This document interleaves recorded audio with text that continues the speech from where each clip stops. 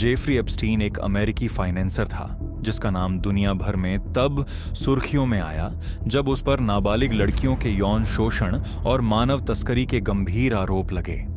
2000 के दशक की शुरुआत में वह अमेरिका और विदेशों के कई प्रभावशाली लोगों, राजनेताओं, उद्योगपतियों और मशहूर हस्तियों से जुड़ा हुआ था और उसकी आलीशान पार्टियां चर्चा में रहती थीं।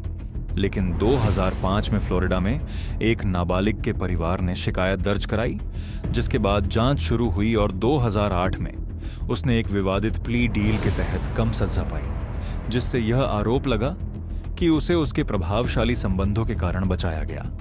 बाद में 2019 में न्यूयॉर्क में उसे दोबारा गिरफ्तार किया गया और उस पर संघीय स्तर पर सेक्स ट्रैफिकिंग तथा नाबालिगों के शोषण के आरोप लगे। जांच में उसके निजी द्वीप और कई संपत्तियों का भी उल्लेख आया जहां कथित तौर पर अपराध हुए।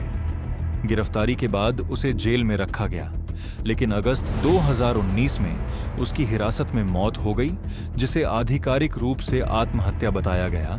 हालांकि इस पर कई साजिश सिद्धांत और सवाल उठे। उसके साथ जुड़ी ब्रिटिश सोशलाइट गिज़लेन मैक्सवेल पर भी आरोप लगे कि उसने लड़कियों को फुसलाने और नेटवर्क चलाने में मदद की, जिसे बाद में गिरफ्तार कर मुकदमा चलाया गया और सजा सुनाई गई। इस पूरे प्रकरण को आमतौर पर एप्स्टाइन फाइल्स या एप्स्टाइन केस कहा जाता है, जिसमें अदालत के दस्तावेज, गवाहियों और कथित संपर्कों की सूचियां शामिल हैं। और इस मामले ने न्याय व्यवस्था, शक्तिशाली लोगों की जवाबदेही तथा पीड़ितों के अधिकारों पर वैश्विक बहस छेड़ दी। आज भी यह मामला जांच, दस्तावेजों के खुलासे और सार्वजनिक चर्चा का विषय बना हुआ है।